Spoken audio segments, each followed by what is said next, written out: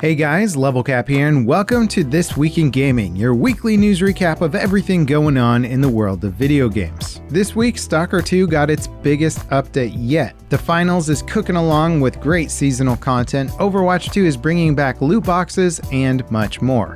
STALKER 2's 1.2 update is out, and it is absolutely massive. Delivering over 1,700 fixes and improvements, it touches on nearly every aspect of the game. This includes A-life, weapon balance, quest bugs, performance, crashes, and more. STALKER 2's launch was delayed several times, and when it ultimately released, it was rife with bugs and performance issues. Since then, the devs have released a few major patches that address many of the problems, but this is likely the biggest patch yet. The improvements to A-Life 2.0, the game's AI system, stand out as major improvements. The AI NPCs can now do stuff like heal injured comrades, they can loot dead bodies, and equip better weapons from those bodies. NPC weapon balance has also been improved so that hostile NPCs won't instantly beam you on first contact. For people who have been trying to avoid the game due to bugs or AI issues, this patch is a huge step in the right direction. But if you're holding out for big performance improvements, having played the update, I can say it's a bit smoother overall. But STALKER 2 still isn't running great in all areas. The update also includes several undocumented changes to the game. The time of day system has been tweaked so that days are longer and nights are shorter. This particular change will give modders much finer control over time of day, thanks to it including granular values to adjust. Select areas of the map have also had the fog covering them lifted. These are technically areas you visit in specific endings of the game, but there's speculation that the future DLC will make them explorable outside of quests.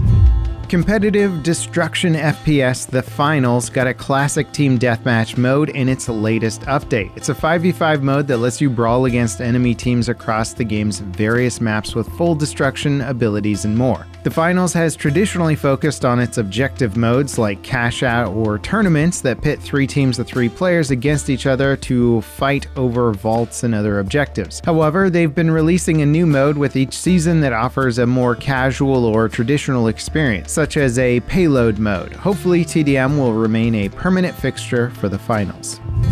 Overwatch 2 is bringing back loot boxes and implementing a perk system with the Season 15 update on February 18th. Loot boxes were removed from Overwatch 2 years ago due to mounting pressure to label games with chance mechanics as gambling. This new iteration of loot boxes seems to comply with the new UK regulations and guidelines established in 2023 by providing drop rates that are clearly disclosed to players before opening the boxes. Every box opened is guaranteed to have a rare item now. Opening 5 boxes will net you an epic item, and 20 boxes will give you a legendary item. The Season 15 update also includes character perks that augment hero abilities.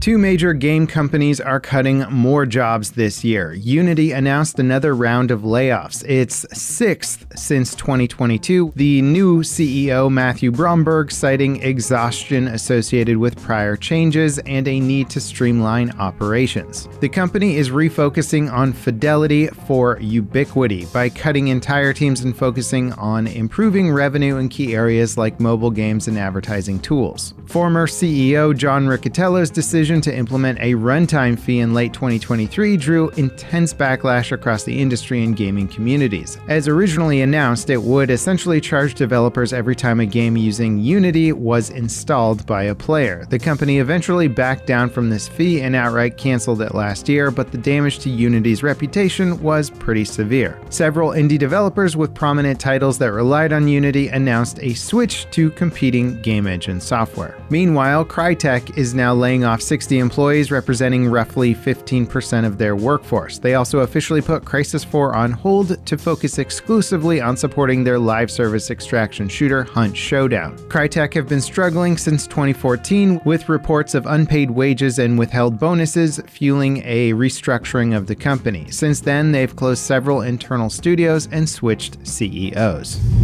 Alan Wake 2 is now profitable and earning royalties for Remedy. The game was published in partnership with Epic Games and is exclusive to the Epic Games Store on PC. And while the partnership was likely the key source of funding that enabled Remedy to pursue the sequel to their cult classic, it was a decision that many fans were concerned about. And while the game is also on consoles, not being on PC's biggest game distribution platform, Steam, meant that they were missing out on a huge segment of the market. It's great to see that despite being exclusive to the Epic Games Store, the game is a financial success.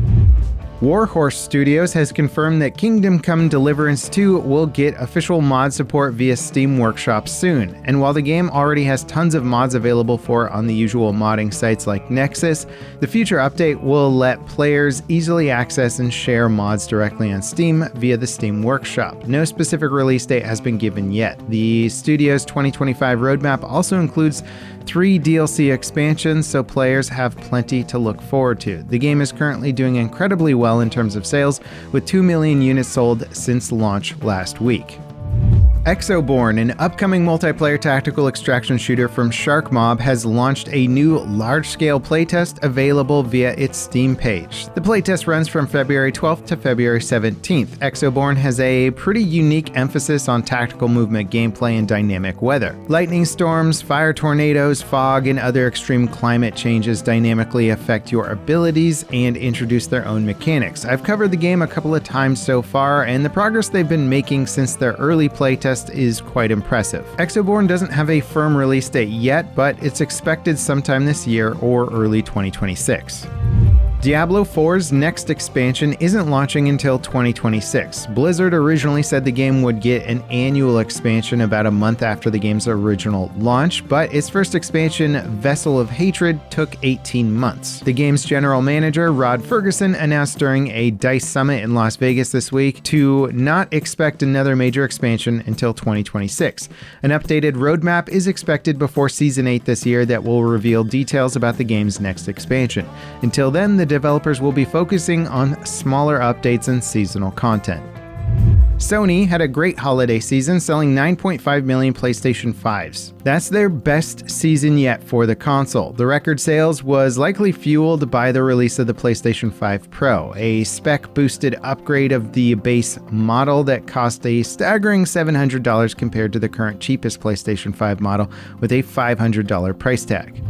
Elden Ring's upcoming standalone expansion, Nightreign, is getting DLC bosses and player characters according to the game's Steam page. Nightreign is a roguelike spin-off of Elden Ring that recently had a playtest. It's launching officially on May 3rd for $40. The Steam page originally said it would be getting additional DLC like playable characters and bosses, but that line was quickly removed once it was discovered by fans. In our final story this week, Nvidia's RTX 5070 is launching on March 5th. At $549, it'll be the affordable 50 series GPU. Despite being positioned as a lower tier GPU, it'll still demand a beefy 650 watt power supply. Hopefully gamers on a budget can get their hands on the dwindling stock of used 40 series GPUs while they hold out for a sub $500 GPU from Nvidia or AMD's upcoming line of Radeon RX 9000 series GPUs. And that wraps it up for today's episode of This Week in Gaming. If you enjoyed, don't forget to drop a like, subscribe for more content like it. And up next, check out this video further deep diving into the next Battlefield game reveal. All the hidden info, everything you might have wanted to know that maybe wasn't included in the trailer. As always, guys, thanks for watching, and I'll see you next time. This is Level Cap, signing off.